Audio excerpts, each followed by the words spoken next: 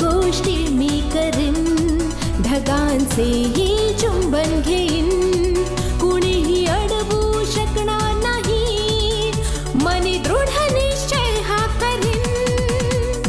Air hostess मला बनायचंय, air hostess स्वप्न माझे, कवित घेईन सारे आकाश.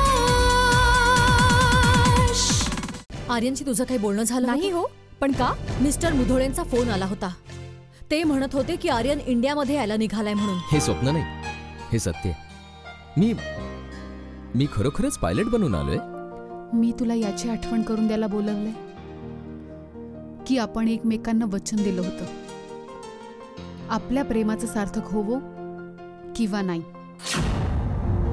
पण आयुष्यभर मैत्रीचं नातं जरूर निभाव. मानसीला भेटायला का गेला होतास तू? मानसीनेच तर मला US वरून इथे बोलवलंय. मानसीने बोलवलं? कपडे तर खूपच मॉडर्न घालतेस सानिया, पण विचार इतके जुने पुराणे. आजकाल लग्न मोडायला वेळ लागत नाही आणि तू मला सांगतेस एंगेजमेंट झाली.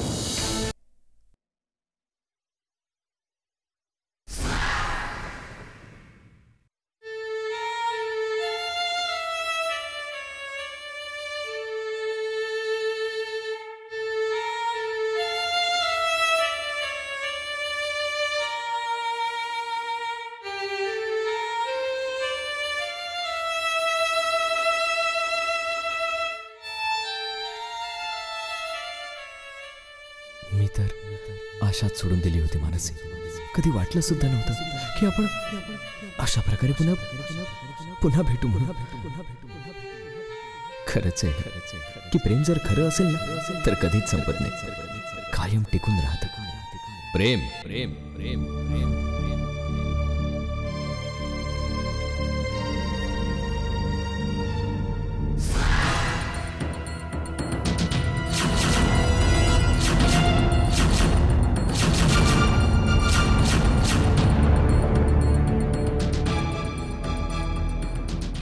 प्रेम करण्याचा हक्क आहे तुला.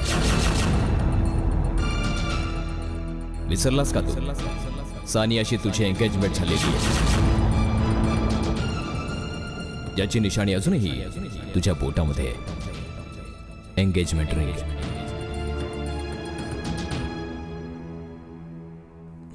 नाही, ही अंगठी माझं सुख नाही, माझं मन मारून घातली होती आणि हे ओझं मी मन मारून आयुष्यभर नाही उचलू शकत. अच्छा अच्छा अच्छा. आज ज्याला तू मन मारण्याचं नाव देतोयस, काल त्यासाठी तूच तर होकार दिला होतास. नाही, दीदीने हट्ट केल्यामुळे मी हो म्हटलं होतं. आणि जर मी नाही म्हटलं असतं तर दीदीने जीव दिला असता. आणि आज जेव्हा तू नाही म्हणशील तेव्हा ती काय जगू शकते? हो, जशी मी तिच्या हट्टासाठी तडजोड केली, तिलाही माझ्या सुखासाठी तडजोड करावीच लागेल. पण सानिया, तिच्या आनंदाचं काय होणार?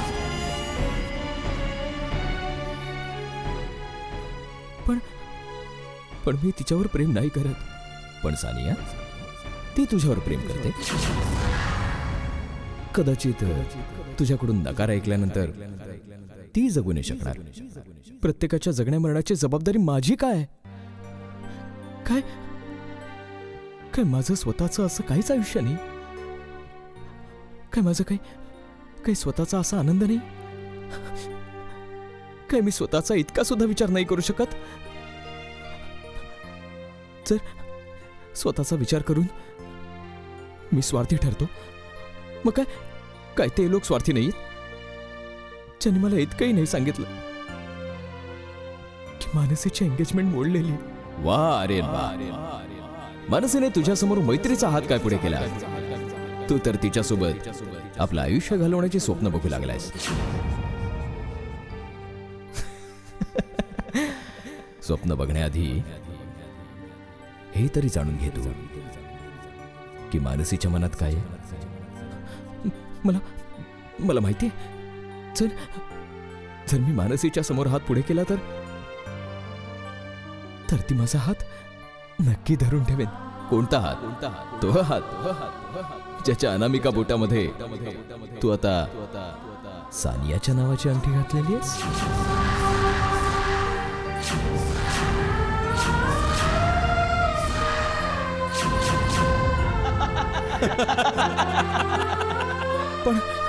पण माझं सानियावर प्रेम नाहीये.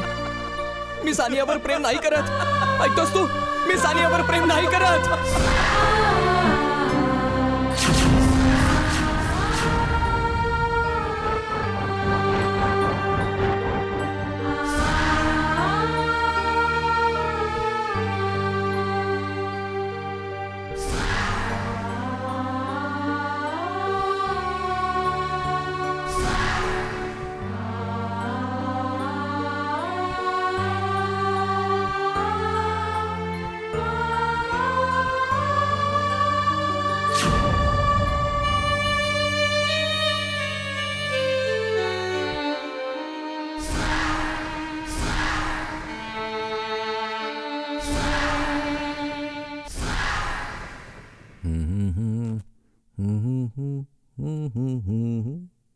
प्रिया बाळा, काय करतेय?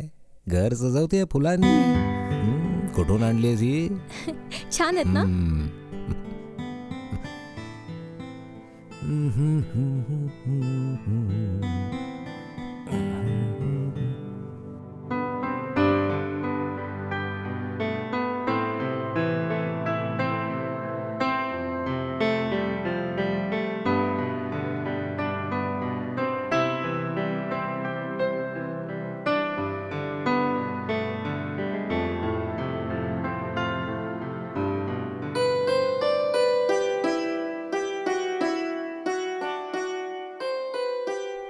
किती आरामात बसून पेपर वाचताय तुम्ही. मानसीची जराही चिंता नाहीये तुम्हाला? चिंता? अरे मला कसली चिंता वाटायला हवी?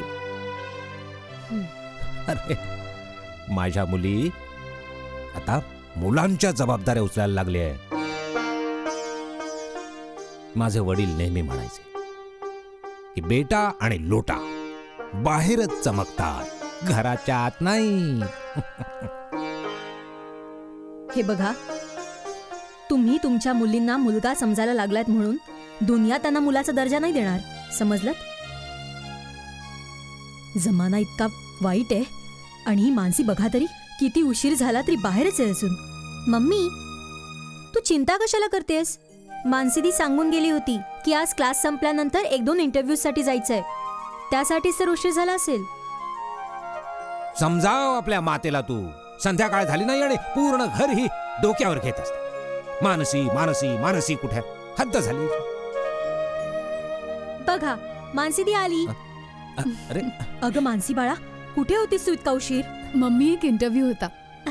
काय झालं इंटरव्ह्यूचा? मला नोकरी मिळाली. हो पप्पा, एक पार्ट टाइम जॉब मिळालाय पप्पा. महिन्याची 10,000 रुपये सॅलरी. माझे ट्रेनिंग सुरू राहील आणि नोकरी. पप्पा मिठाई घ्या.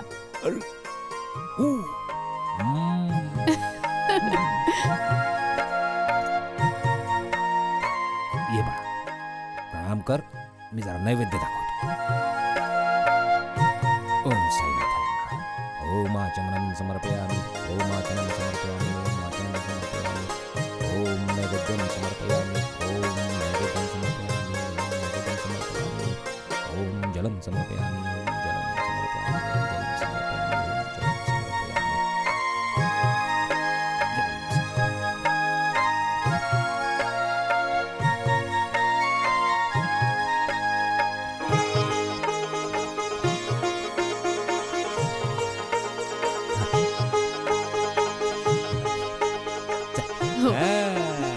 हे घ्या बाबा नो साईंचा प्रसाद. नाही नाही, आधी आधी मानसीला. अगं खा. हिला मम्मीला अगं द्या. हा तू तू पण आधी घे. तुम्ही. अरे अगं घे. मानसी बाळा, हे तरी सांग की काम कोणतं मिळालंय? हो हो, परत प्रश्न. माझ्या मुलीवर पूर्ण विश्वास आहे, समजलीस? आणि मला पूर्ण विश्वास आहे की माझ्या मुली माझा विश्वास कधीही तोडणार नाही. पप्पा. शाबास बेटा, शाबास. तू करून दाखवलास. माझी मुलं आहेत, मुलं. या दोघी माझी मुलं आहेत.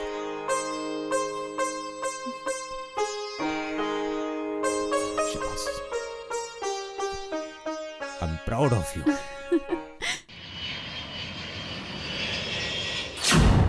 पण सानिया, तू आर्यनला न सांगताच जातीयस.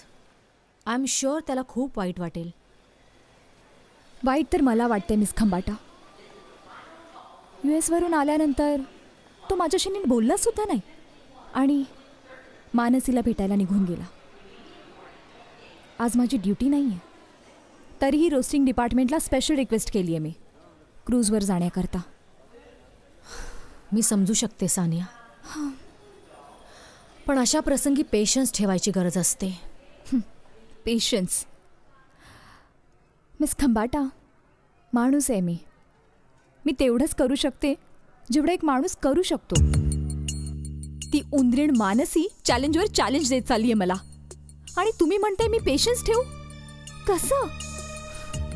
मनावर ताबा ठेवून आणि डोकं ठिकाणावर ठेवून, मग आपसुकच तुला पेशन्स ठेवायला जमेल. यावेळी हे शक्य नाहीये. जर आता मी आर्यनच्या समोर गेले तर गोष्टी आणखीनच बिघडून जातील. यासाठीच ही सिच्युएशन इग्नोर करते मी. जशी तुझी मर्जी. Go for your trip and enjoy your trip. तोपर्यंत मी इथली सिच्युएशन कंट्रोल करते. Okay? Just enjoy your trip. Bye bye. See या.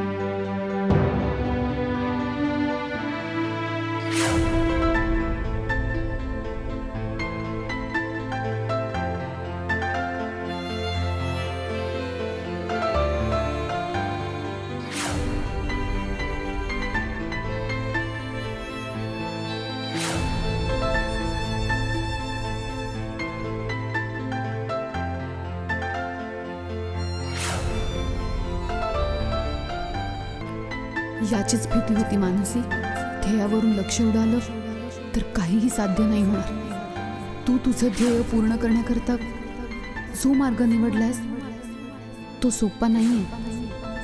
पाय डगमगू शकतात, मन अस्थिर होऊ शकतं. तुला अतिशय सांभाळून स्वतःची पावलं उचलावी लागतील.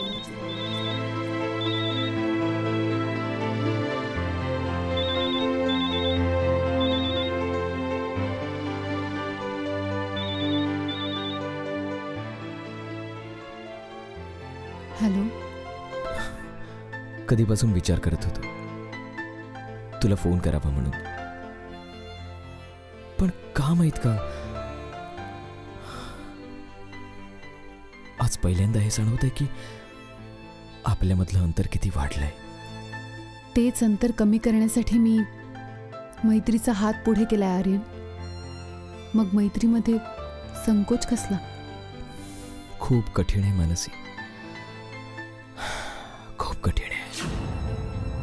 एका नात्याला नवीन नाव द्यायचं आणि ते एक्सेप्ट करायचं. एवढंही कठीण नाही आर्यन, जर मनाची समजूत काढायला शिकलं तर. पण ही जबरदस्ती का?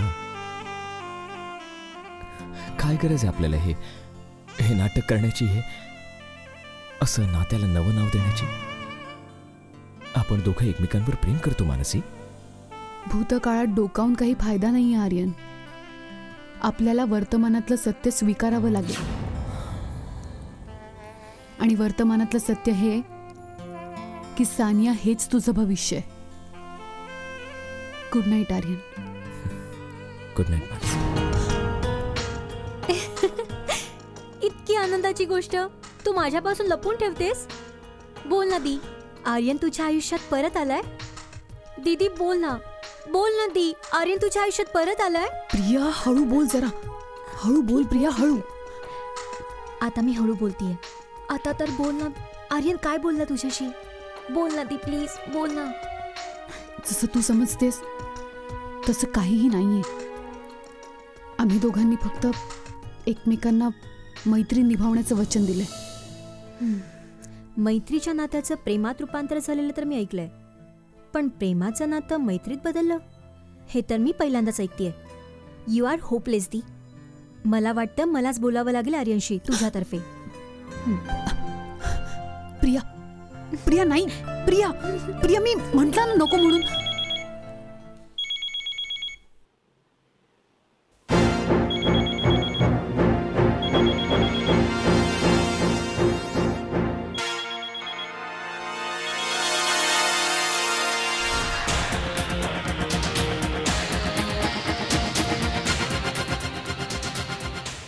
दीदी,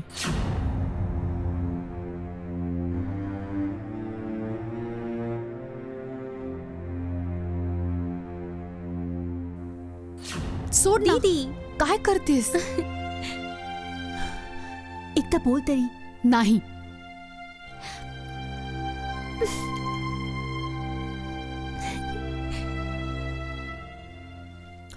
तुला हवं तर तू परत फोन करू शकतोस. त्याची काही गरज नाही. गरज का नाही? जिने तुला एक फोन करून US वरून इंडियात बोलवून घेतलं आणि जिने देव जाणे काय काय सांगितले तुला आमच्या बाबतीत, की आता तू आमच्या विरोधात बोलायला लागलायस. दीदी, तू मानसीच्या बाबतीत काही नाही बोललीस तरच बरं होईल. का? आज मानसी तुझ्यासाठी तुझ्या दीदीपेक्षा जास्त मी इम्पॉर्टंट असं झाली. नाही म्हटलंय दीदी. आर्यन, हे गरजेचं नसतं की प्रत्येक गोष्ट बोलूनच दाखवावी लागते. एअरपोर्टवरून तू तडक मानसीला भेटायला निघून गेलास, त्यानंतर तू नीट बोलतही नाहीयेस आमच्याशी. ज्यांच्याबरोबर तुझं नातं संपलेलं आहे त्यांच्याबरोबर तू नातं निभावायला निघून गेलास, आणि ज्यांच्यासोबत नातं जोडलं गेलंय तुझं त्यांची तुला मुळीच पर्वा नाहीये. पर्वा तर सानियाला नव्हती दीदी. म्हणूनच तर मी इतक्या दिवसांनी US वरून आलोय आणि ती मला न भेटताच निघून गेली. यालाही जबाबदार तूच आहेस आर्यन. तुला माहितीये का की तुझ्या अशा वागण्यामुळे ती किती अपसेट झाली? ते तर मी कसं बसं समजावून तिला पाठवून दिलं, नाहीतर काय माहित काय झालं असतं. काय झालं असतं? तुझं लग्न मोडू शकलं असतं. आणि याचा परिणाम माहितीये तुला? ही नोकरी तुला सानियाच्या पप्पांच्या शब्दांमुळेच मिळाली आहे. काय झालं असतं तुझ्या फ्युचरचं? जे फ्युचर दुसऱ्यांच्या मेहरबानीमुळे बनलेलं असेल त्याचं असणं वा नसणं एकच झालं ना दीदी. अखेरीस तू मला ते बनवूनच टाकलंस जे मला कधीही बनायचं नव्हतं. दुसऱ्यांच्या मेहरबानीवर जगणारा एक पॅरासाइट.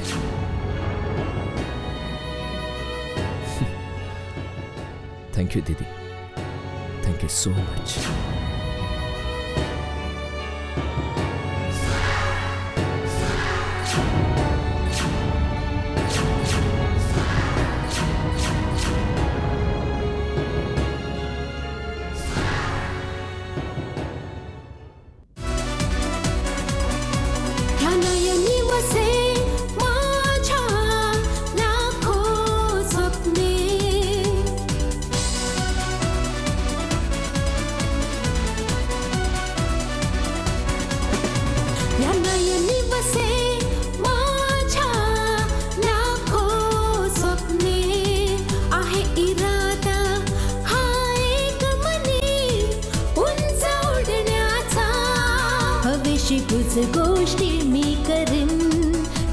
मनसेही चुंबन घेईन.